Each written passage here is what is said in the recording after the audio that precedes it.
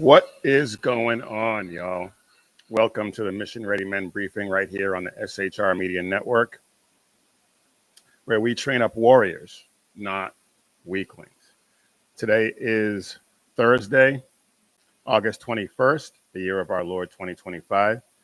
And this is the show where men, Christian men, come to get equipped to stand firm, speak truth, and fight back against a culture that's trying to steal your faith, your family, and your freedom. Because the battle that we're in is not just political, it is spiritual. And this fight never, ever takes a day off. So we're done pulling punches. The gloves are off, and we're getting after it. So be sure to follow us on Facebook, Instagram, Twitter, Truth Social, at Mission Ready Men. And please be sure to subscribe to our Rumble and YouTube channels. We are back on Rumble. So if that's where you prefer to get your content from, please hit us up over there. And on YouTube, we just hit 600 subscribers, I believe. At last time I looked, we were at 601. So thank you all very much for that. And now we have our sights set on 700. So let's get after that too. And if you want to wear the fight, grab your gear at missionreadymen.com, click Shop 7 Armors, and check out all the great designs that we have over there. All right, we got a lot to get to. Business is done, so let's get into it. So another day, another preventable death, and not from a terrorist attack, not from a foreign army, just another illegal alien, this time behind the wheel of an 18-wheeler. And in Florida, Harjinder Singh made an illegal U-turn in an area for official use only. And that decision ended in the deaths of 3 Americans. But I guess the sanctuary states made sure that they had the right paperwork, right? So it's all good as far as they're concerned. But this guy, Harjinder Singh, he entered the United States illegally. That's it. End of story. He was here illegally. He should not have been behind any wheel. He should not have been in this country. Yet here we are with 3 innocent lives lost. Now, the left are trying to blame President Trump and his administration for this, saying that he had a work permit. But back in 2018, when he applied, the Trump administration then denied it. It was when Biden took office and his administration approved his work permit. He failed basic English. He could only read 1 of 4 traffic signs. And yet somehow he still ended up with a CDL. He still ended up with a license to drive big rigs in Washington and California. Imagine failing English and failing to recognize road signs and being given the keys to a 40-ton missile. Only in the sanctuaries of America does that happen. And this is not an isolated incident by any stretch of the imagination, not even close. We have Kate Steinle, who was killed in San Francisco by an illegal alien. We have a mother and daughter in New Jersey killed by an illegal alien drunk driver. We have Anya Varfolomeev and Nikolai Osokin also killed Actually, I'm not sure if that driver was drunk, but it was vehicular homicide. We have Jocelyn Nungaray, Rachel Morin, Lakin Riley, Brady Heiling, and Hallie Helgeson.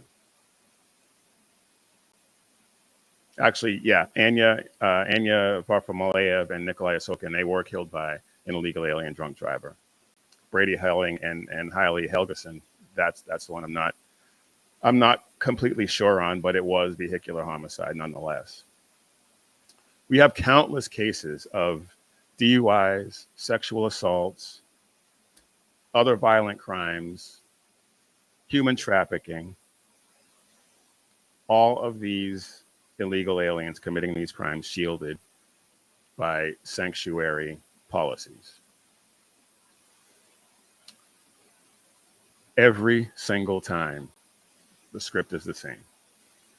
Americans die, politicians shrug, and the media says, don't you dare notice, because if you notice and you say something about it, you're the problem. You're a bigot. Unbelievable, but not. But going back to Sing, the DOT, FMCSA, they're all scrambling, trying to cover their tracks. The Trump administration has ordered English proficiency enforcement, and this is not new. That has always been the law. It just hadn't been enforced. But this has always been the law. And yet, sanctuary states like California and Washington keep handing out these CDLs and IDs to people who should not be here. But of course, the left, they believe that diversity is our strength, even when it comes in the form of vehicular homicide.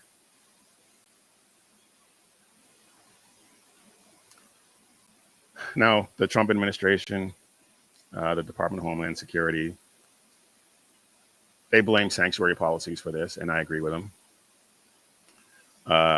Mussolini's office blames the feds, saying that Singh had a valid work authorization. But the fact is, and both sides do admit this to a certain degree, that the system is broken. But only one side wants to do something about it. The other side pretends that it's being compassionate while it's stacking Americans in body bags.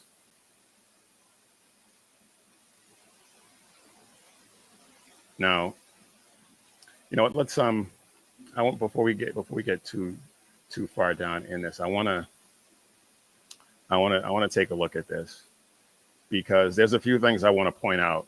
I'm sure you probably have seen the video of his of the accident, but there's a couple of things I want to point out.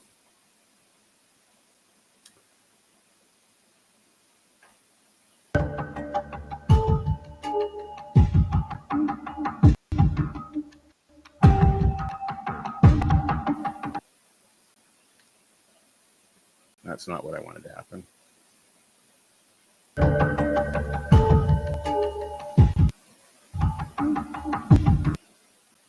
Look at his reaction right here.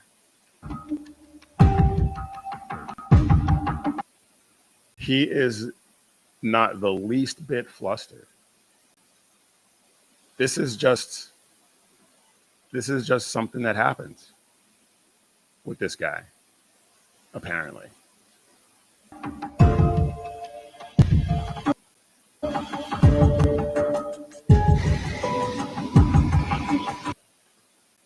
And I know it's a little blurry, but the look on his face is not concern for the people that he hurt.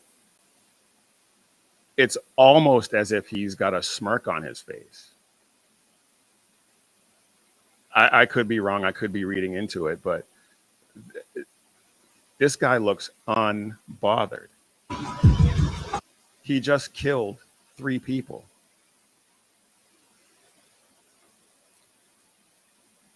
Ridiculous.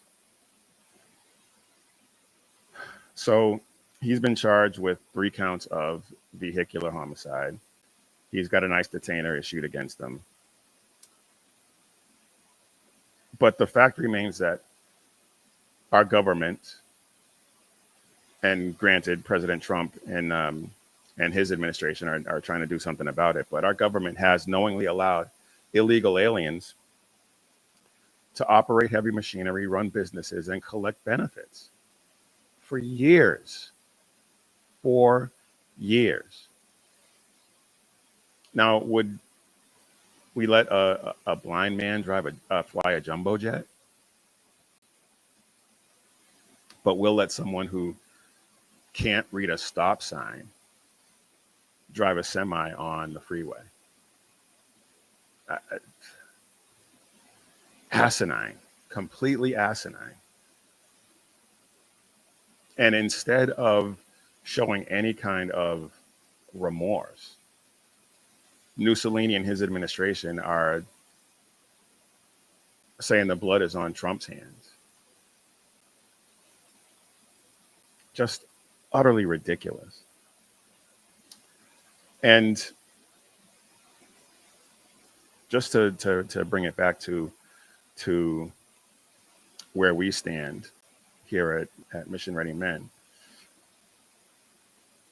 Romans 13 says that leaders are to be a terror to bad conduct. But here, our leaders, they reward lawlessness and instead punish law-abiding citizens.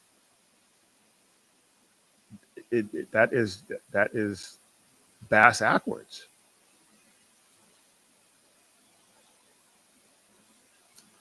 Exodus 22 says that if a thief is found breaking in and struck so that he dies, there shall be no blood guilt for him, which is God giving us the right to defend our home, defend ourselves, and by extension, defend our nation. Defending our nation is our responsibility. And when our leaders abandon law, when they allow lawlessness, it's the people, it's the citizens who end up paying that price. And right now, America's streets are stained with blood, and it's on their hands because they allowed this to happen.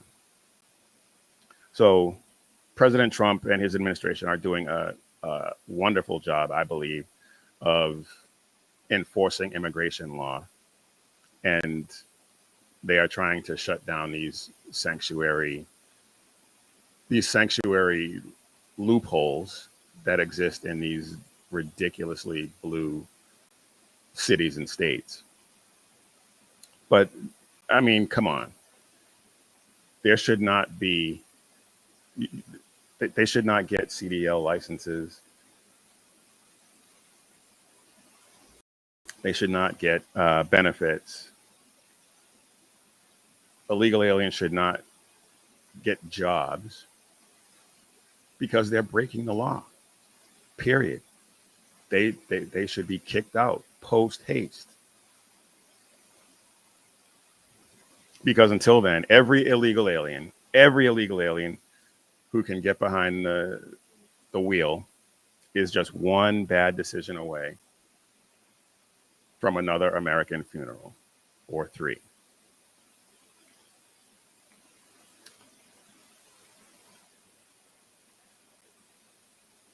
Looks like we have some people in the chat. I didn't see it up when I first started, but it's here. Let's see what we got going on. Canada Heavy Haul, it happens up here too. Can't even communicate in English, and they are pulling the Rocky Mountains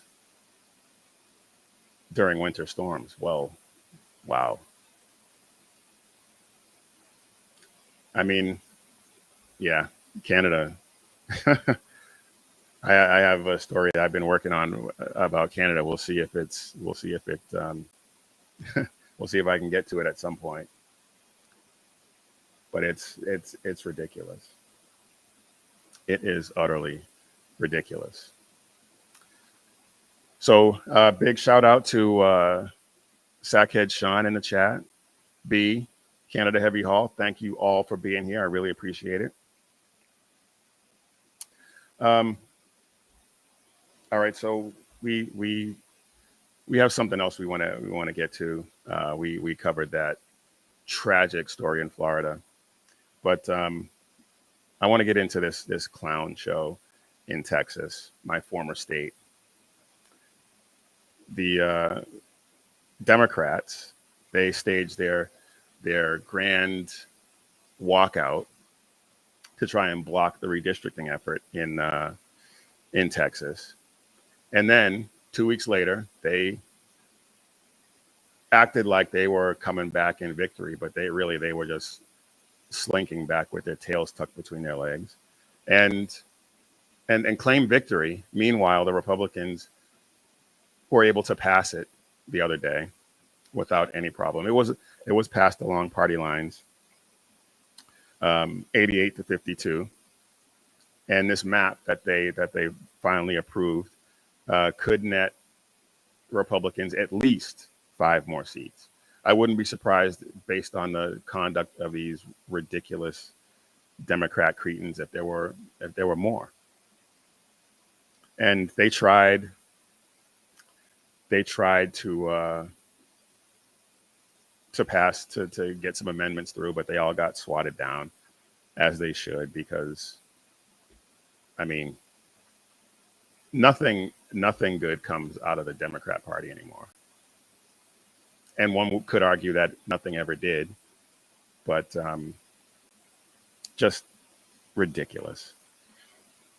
But their stunt backfired. Republicans still passed the map, and now the Democrats are and they always do it. They always eat their own. They're cannibalizing themselves, and there's going to be there's likely going to be some incumbents primarying each other because of the way the maps were redrawn.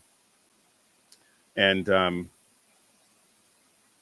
one of the potential casualties of this map, I could not be more happy about.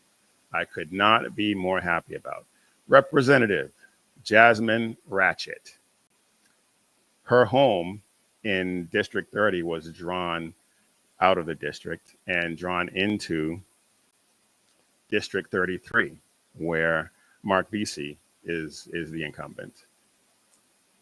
This is this is absolutely glorious. She was in District 30, ultra safe. She won her seat by 85% in 2024, and 33 is still Democrat, but by a slimmer margin. They went for Harris. I'm not sure how much VC won his seat by, but they went for Harris, 66% to 32% for Trump in 2024. So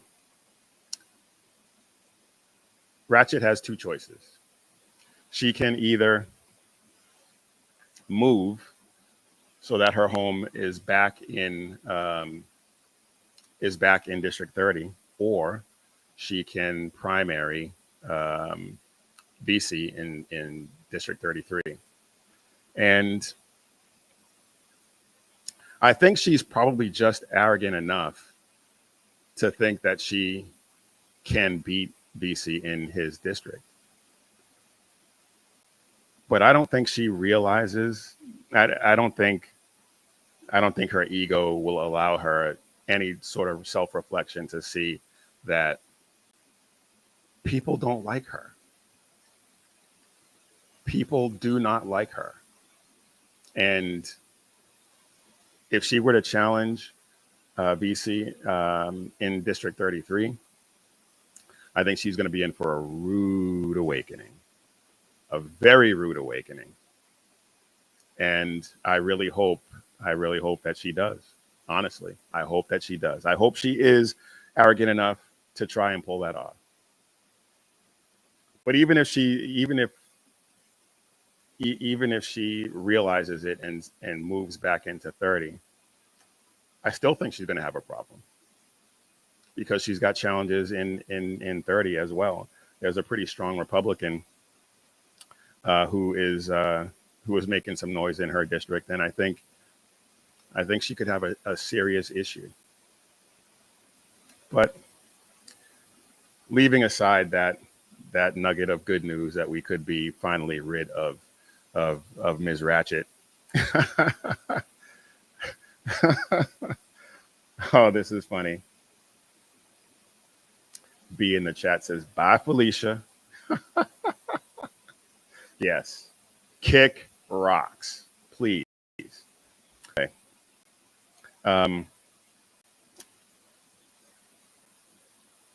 Leaving aside the specifics of Jasmine Ratchet, this could backfire on the Democrats as a whole, because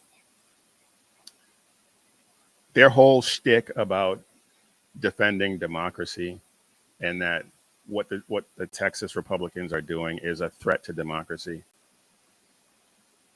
They're doing this tit for tat thing where in California and Illinois and New York, they're starting their own redistricting efforts, gerrymandering. And the thing is, that obliterates the whole threat to democracy thing. Because if what Texas is doing, which is legal and provided for in the Texas state constitution, if that's a threat to democracy, then what they're doing outside of their state constitutions, how is that not a threat to democracy? So that whole narrative gets blown out of the water. And then on top of that, it sets the precedent that mid-cycle map redraws is now a thing, is now fair game regardless. Even though, as I said, it has always been lawful in Texas to do this. But they're just, as they usually do, just completely take a giant dump on the law when the law doesn't fit their agenda. And then the Supreme Court, is unlikely to step in their challenges because they've shown that they're not inclined to do that. So the Republican maps are likely going to stick.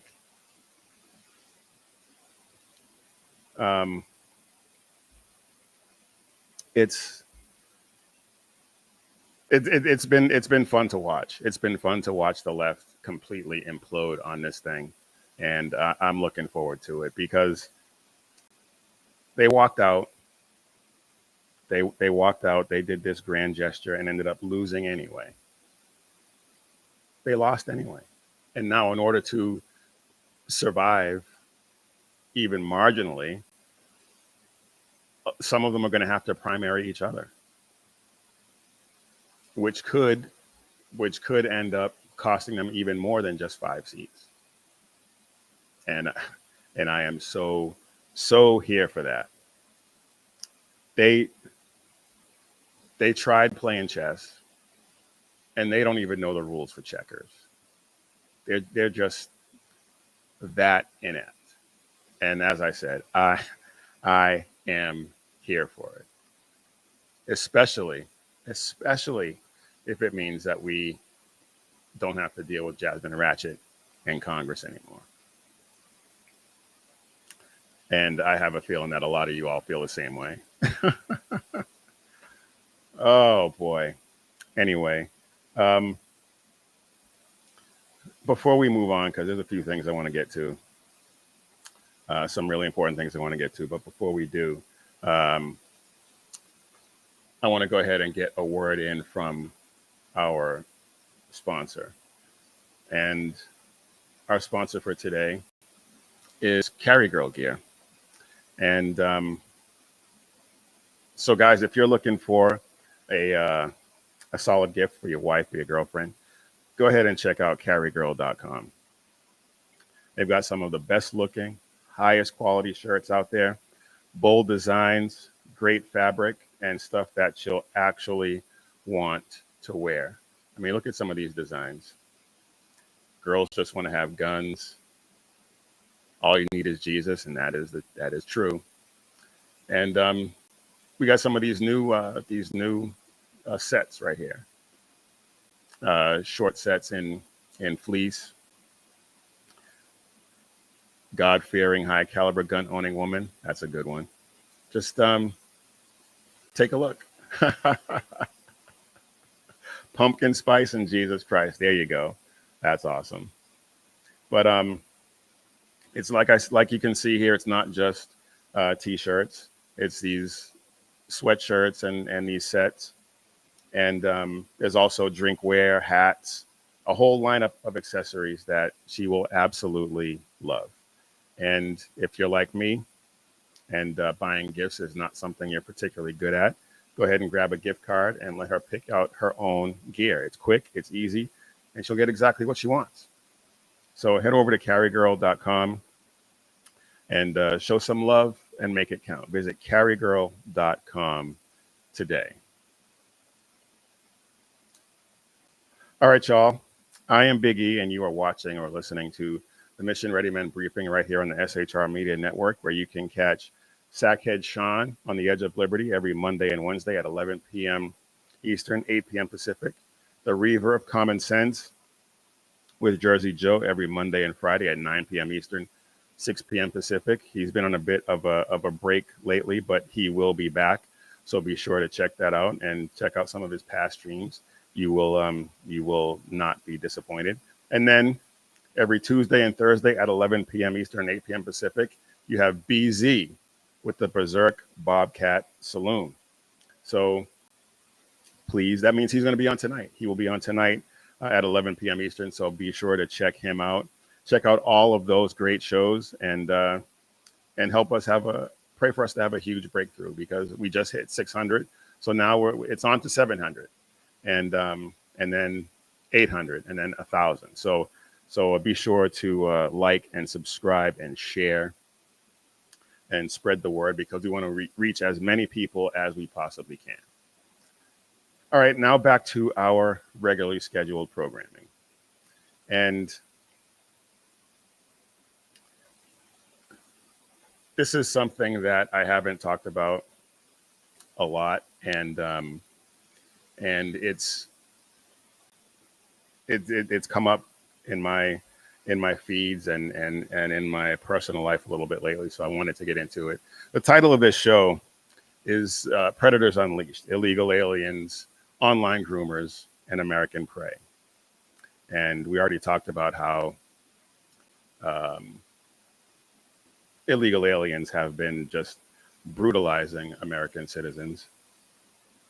And so the online predators is what I want to get into today. And Chris Hansen, I don't know if you remember him, but he did, I believe it was called To Catch a Predator, where he would target these groomers and sit them down and film them, and it was just great to see him catch these animals. But instead of busting these guys in their kitchens, he is going after Roblox, the kids game that either can't or won't keep predators, groomers, and suicide cults off their platform. It's almost like Roblox isn't a playground, but a hunting ground, and they don't seem to have a problem with it. Now, before we get too deep into it, I want to play this. It's a little long, but I think it's worth noting, and I think it's going to set the stage for what we're going to talk about here. So um, let's take a look at this.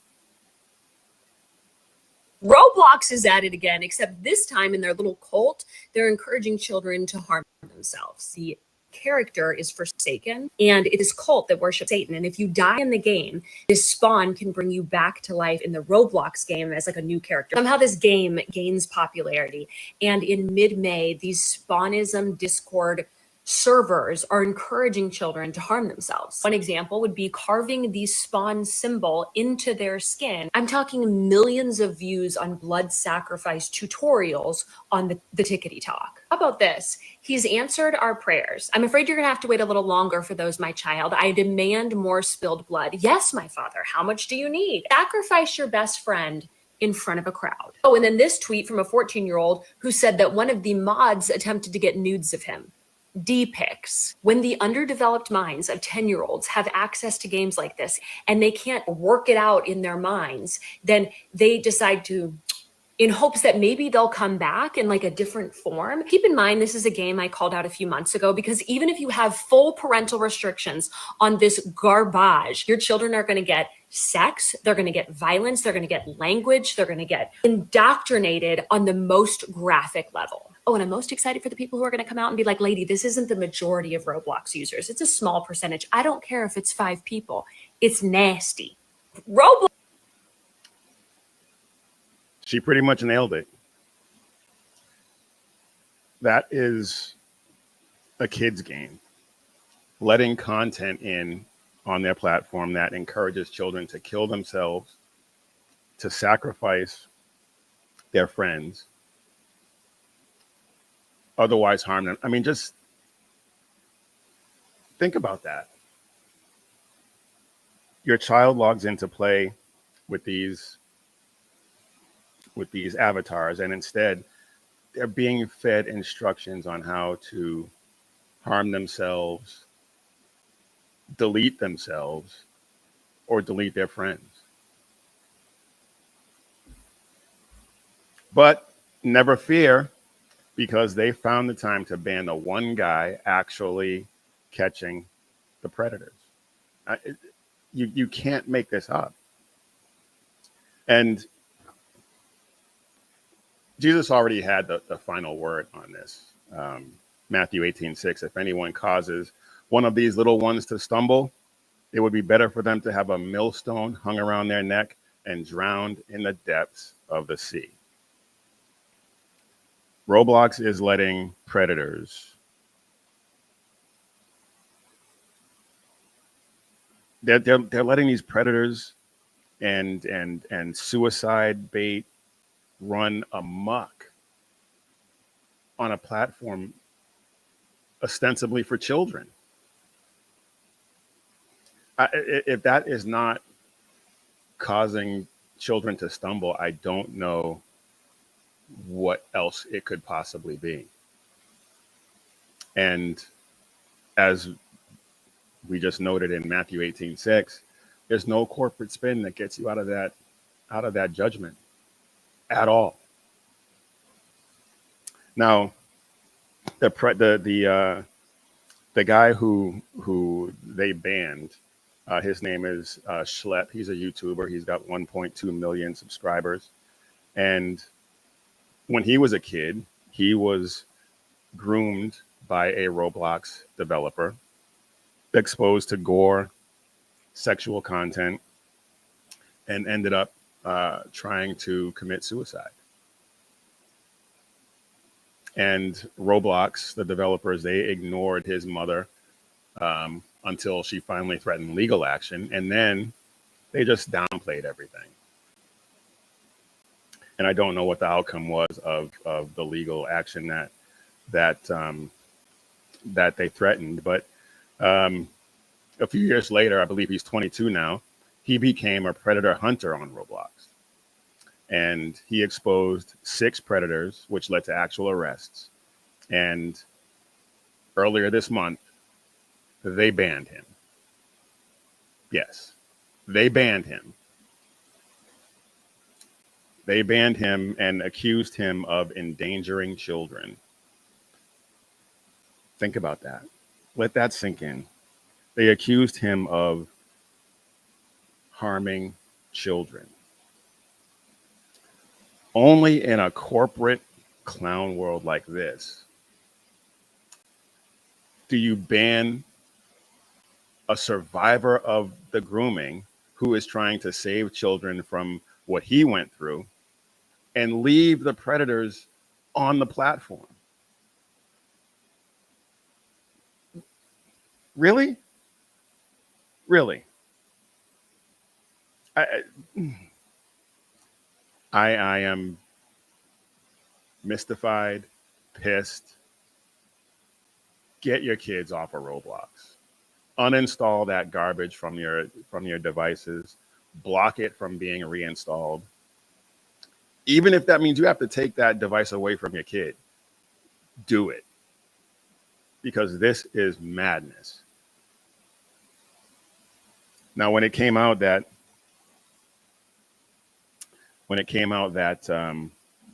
he was banned for doing this, there was a petition that went around that got 100,000 or more signatures demanding that the CEO of Roblox resign. Rep. Rokana, a leftist, gets one right. He launched a change.org petition to call out Roblox. And the Louisiana Attorney General has filed suit against Roblox for enabling predators. And just it's one of the few things that is uniting pretty much everyone, because he's gotten a global backlash for this.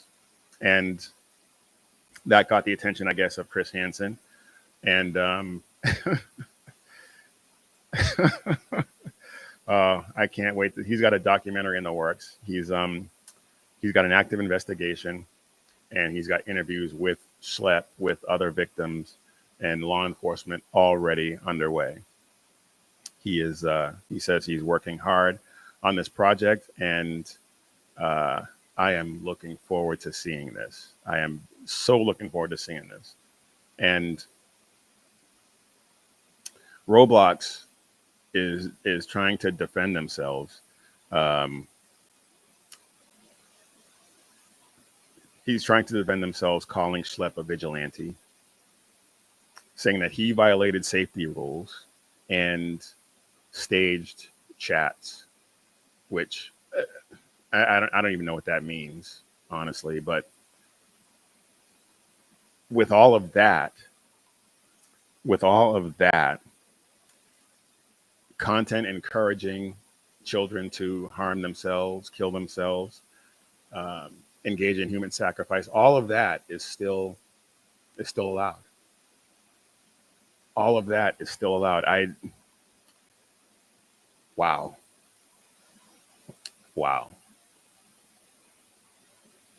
Roblox's stock is down somewhere around 8 or 9% at this point, with all the lawsuits and this global backlash. But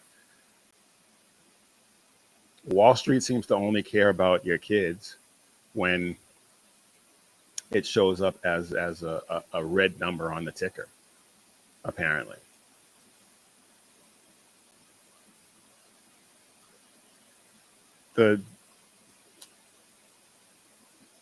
They couldn't care less about your kid's safety. That's your job. Your job is to care about their safety. So their outsourced content moderation, their bots, and their PR machine is what they use. What they claim is their efforts to keep children safe.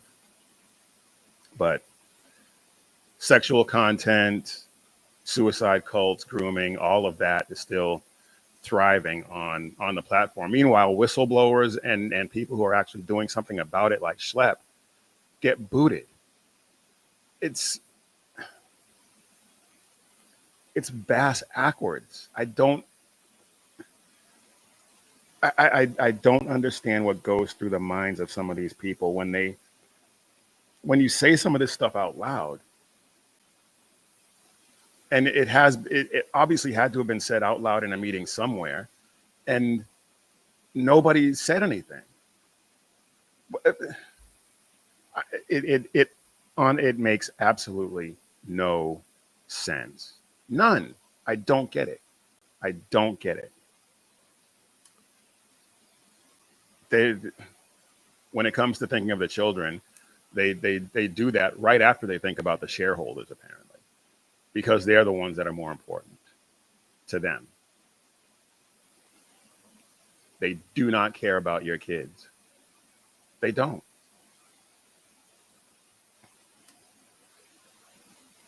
Proverbs 31:9, 31:8 and 9 tells us to speak up for those who can't speak for themselves. And Schlepp, he was once one of those voiceless, and he stepped up to speak for those kids. And we saw what happened. Children are God's treasure, not Roblox's disposable ad revenue, which is how they treat these kids. Get your kids off of Roblox. Get your kids out of government schools and off of Roblox. That's my advice.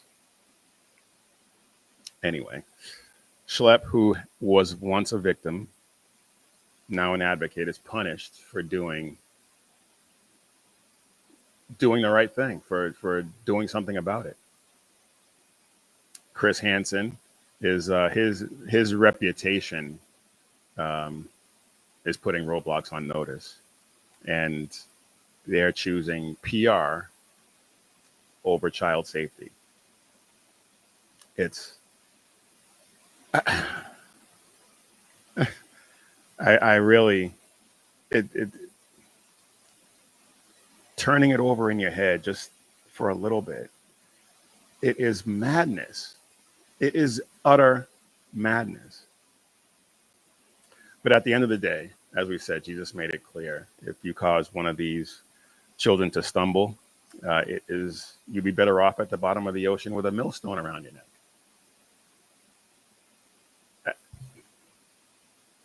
We're supposed to speak for the voiceless, and some of those voiceless are God's reward, not Silicon Valley's disposable ad revenue, like I said. So if $1 billion company can't protect children from predators, can't protect children from suicide bait and cultish games, it's up to men of God to step up and stand in the gap and call it out. Because God didn't call us to babysit. He commanded us to defend his children. That's what we got to do.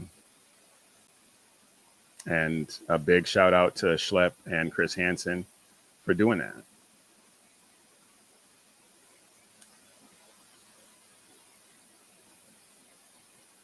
Please, when keep an eye out for this documentary. I'm looking forward to it. I want to see it. I'll keep an eye out for it and let you know when it comes out, because predators and $1 billion companies both hate sunlight. All right. Something I wanted to get to last week, but didn't. Actually, no, before we get into that, let's take a look at some of these chats real quick.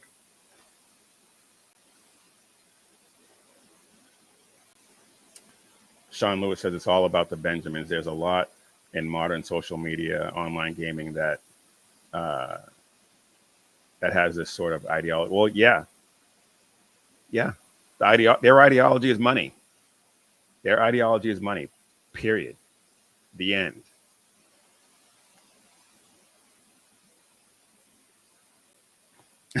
Yes, and if he had been allowed to expose it, he would have cost them money.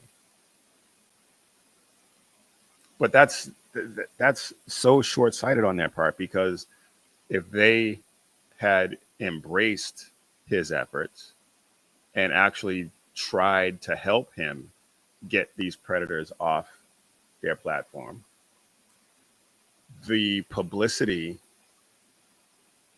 could have gotten them a lot more money. The popularity they could have gained from that would have been very lucrative, but they don't see it that way. And so then that begs the question, why? Is it purposeful?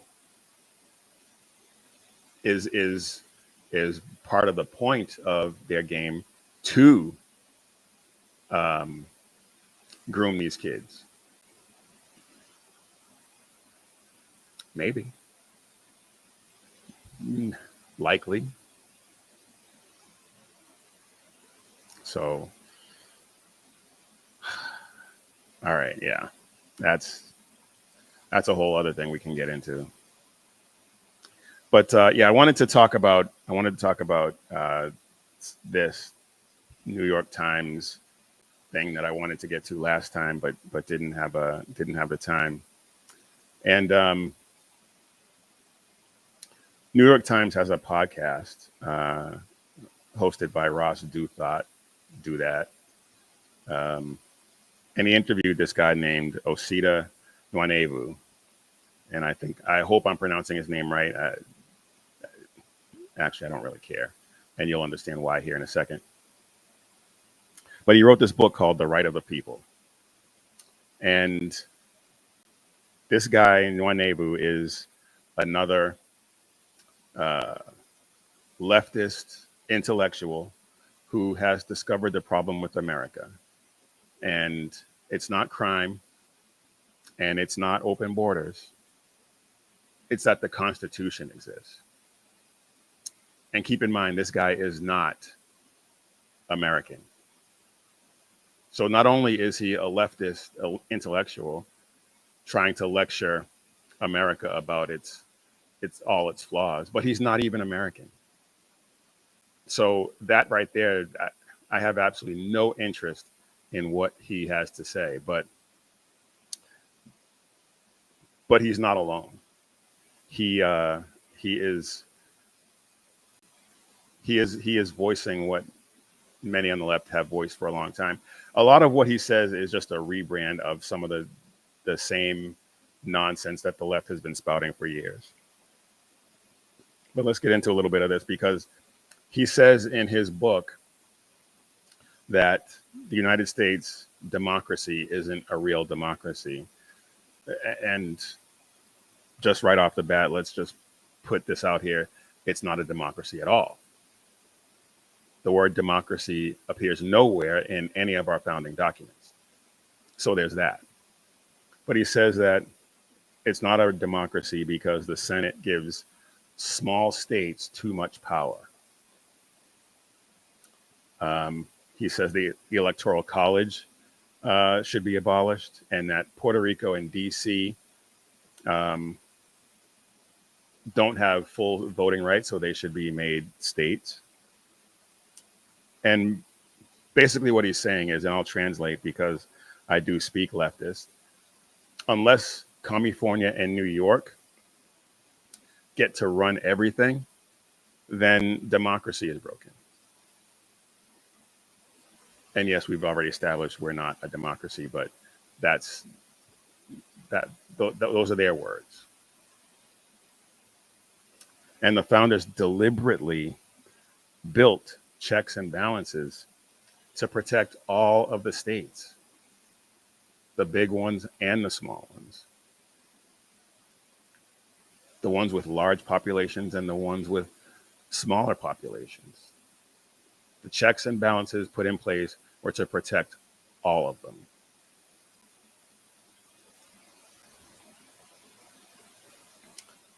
Nwanevu, the author of this book, calls the Constitution an oligarchic coup. after Shays' Rebellion. Because I guess James Madison's real crime was what? Making sure that angry mobs couldn't pay their debts with corn husks and whiskey or something. I don't know. The founders built a republic, not a democracy, not a mobocracy, a republic. That's the entire point. The entire point is that it is not a democracy.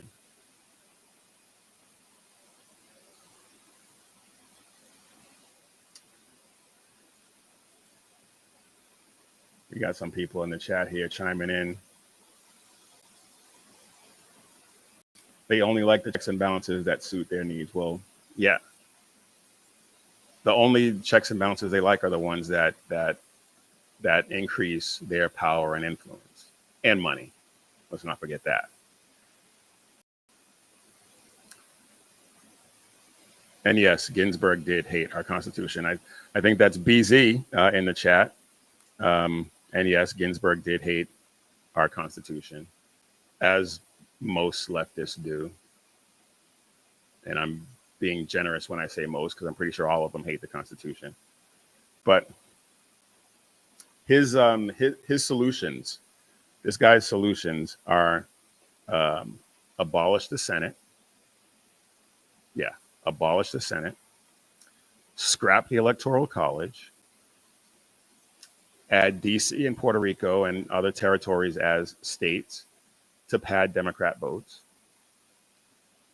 pass the PRO Act, which will give unions more power in the name of democracy, and increase the court, increase the Supreme Court, stack it with more leftists. Those are his solutions. And it's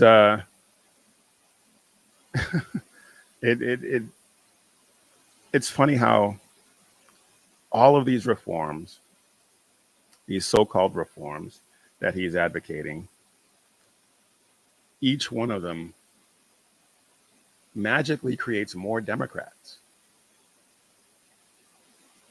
It's funny how that works, isn't it? It creates more Democrats and it creates more government control. And because there'll be more Democrats, it'll be more Democrat control, which is what they want, which is what they have always wanted. But I'm sure that's just a coincidence, right? Yeah. He says that there is no such thing as the will of the people. It's just shifting majorities. So his solution is to junk the Constitution on the basis of a concept that he doesn't even believe exists. But as I have said over the years numerous times, the left is completely incoherent. Completely incoherent.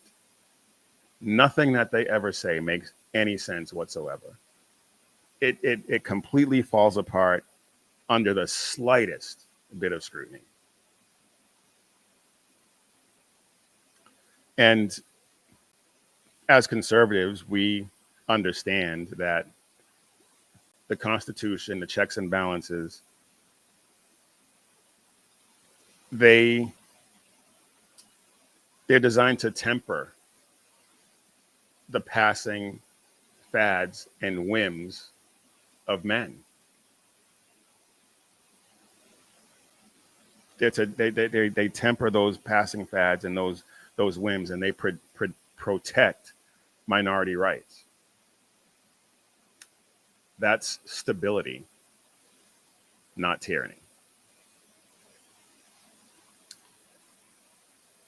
Now, the host of this podcast where this guy was interviewing, he pushed back a little bit on the author and asked him if Trump was proof that America is in fact democratic, where a disfavored candidate can beat the establishment.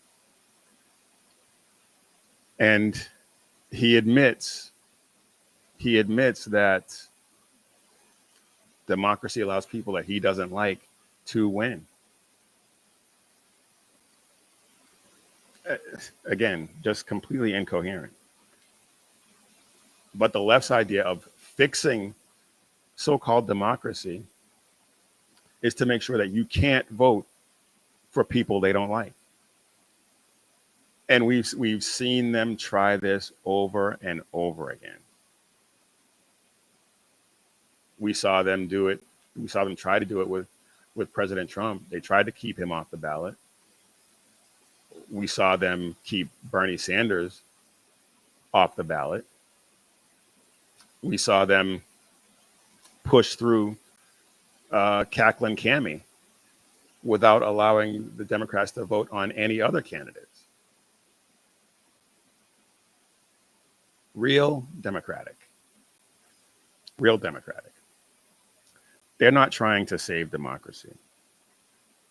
They're trying to rewrite the rules so only they can win. So, and like, as you saw when I went through this is all just there's no original thought in this book whatsoever. This is all just a rehash of the things that they have been trying to do for decades. And they really, obviously, really stepped up their game when it came to President Trump. They want one party, one ideology, and the approved outcome. And we see an example of that in California. That is a one-party rule, one-party state, where the outcome of elections is predetermined. And it's not just, I mean, look at Massachusetts. I believe 35 to 40% of the people voted for President Trump, and yet there's not a single Republican representative in the state. And Illinois, there's only 3. Maryland, there's only 1. They want one party, one approved outcome. But as usual, when it comes to the way they redefine words, they'll still call it democracy. These people are ridiculously evil.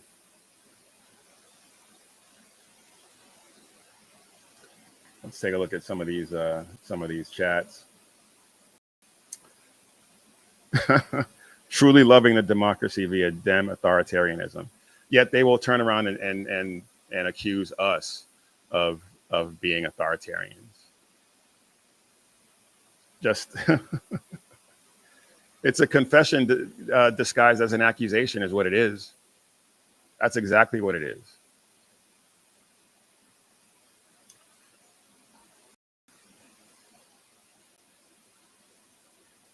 Some of these chats are not showing up for some reason. There we go. Democrats don't just have a majority in California, they have a supermajority. Or as BZ says, California, always spell it with a K.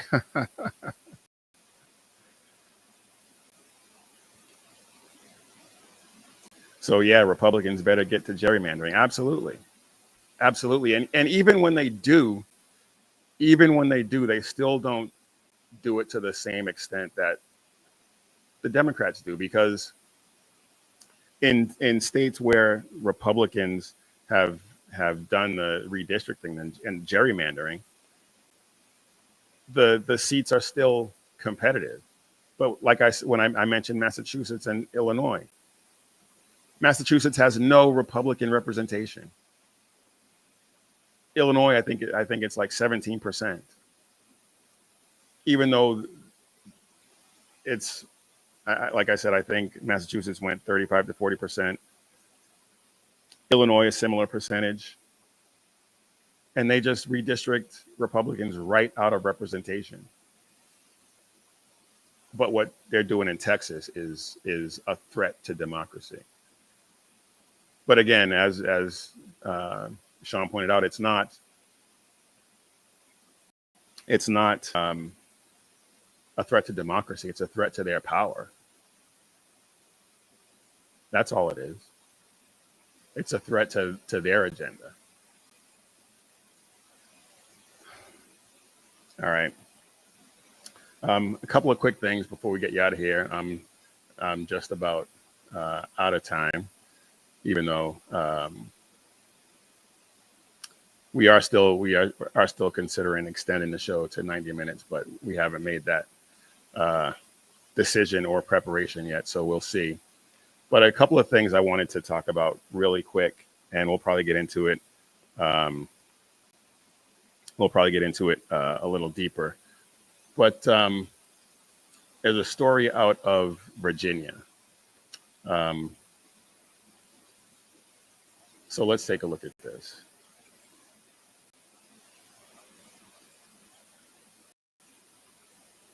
Two boys are being called guilty of sexual harassment and sex-based discrimination under Title IX for asking fellow students why there was a girl who identifies as a boy in their boys' locker room. Fox News obtained video of the incident through a Freedom of Information request. Adding insult to injury, the biological girl student was videotaping in the locker room in a changing area against school policy. The punishment for the boys, according to their legal counsel, 10-day suspensions, threatening their academic futures. The public school system is targeting these boys, plain and simple. They're irritated and having a complaint session among themselves in a locker room, and LCPS wants to make an example of them, frankly, and wants to tell other students that if you cross their woke ideology, this is what's going to happen to you. Virginia Lieutenant Governor Winsome Earle-Sears, the GOP nominee for governor, offered this reaction on X. Quote, "For all the moms and dads out there, let me say what you're thinking. This is not normal. It is not normal to force boys and girls to share locker rooms. It is not normal to punish kids for their fears. All parents want is a little normalcy. That's what I'm fighting for." The Assistant Attorney General for Civil Rights, Harmeet Dillon, saying about this incident, quote, "This is very wrong and it will not stand."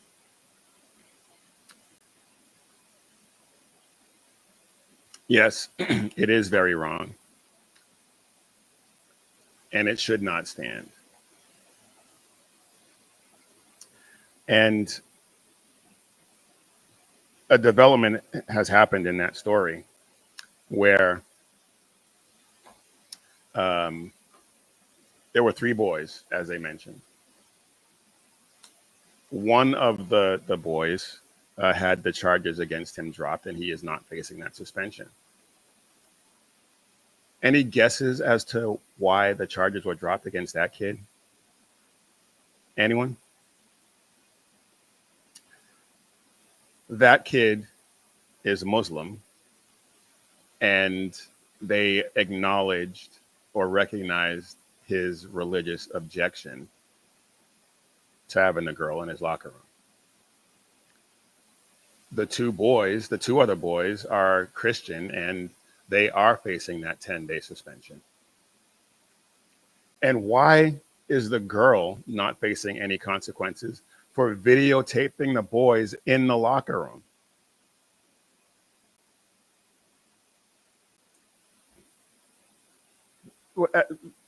What is going on in Virginia? This is absolute madness. Absolute madness. Yeah, BZ, of course, Muslim. Yep. Unbelievable. Unbelievable.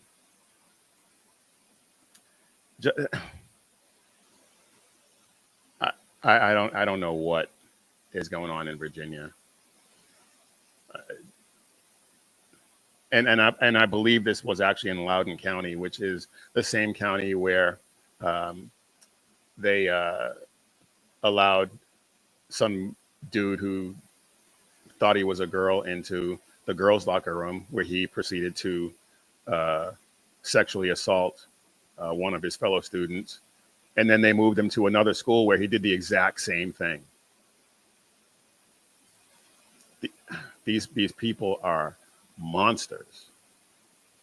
And then they had the father of one of the girls who was assaulted arrested when he complained at a school board meeting. And that's what facilitated or precipitated the whole thing about calling parents domestic terrorists from Merrick Garland back in the day when he did that. That was one of the incidents that sparked that whole thing. Just Virginia is, Thomas Jefferson is rolling over in his grave. How that state has fallen. Yep, monsters and lunatics, the lot of them. The lot of them that think any of this is okay, they are monsters and lunatics. All right, one last thing I wanted to get to, which is going to lighten the mood a little bit. I'm not even going to set it up. I'm just going to play it and let you hear it. With us now, Louisiana Republican Senator John Kennedy. Good to see you, sir. Thank you. Are Republicans having fun these days? I wouldn't describe it as fun. I enjoy my job, but I'm not sure that fun is the right term. I think we're winning more than we're losing. Some of that is due to Republicans, but a lot of it, as you pointed out, Leland, is due to Democrats. As I've said before, you never interfere with your opponent when he's kicking his own ass. Oh man, that was awesome. I don't always agree with the way he votes on some things. He's good, but he's not great, but he is always good for one of those one-liners, and that was epic.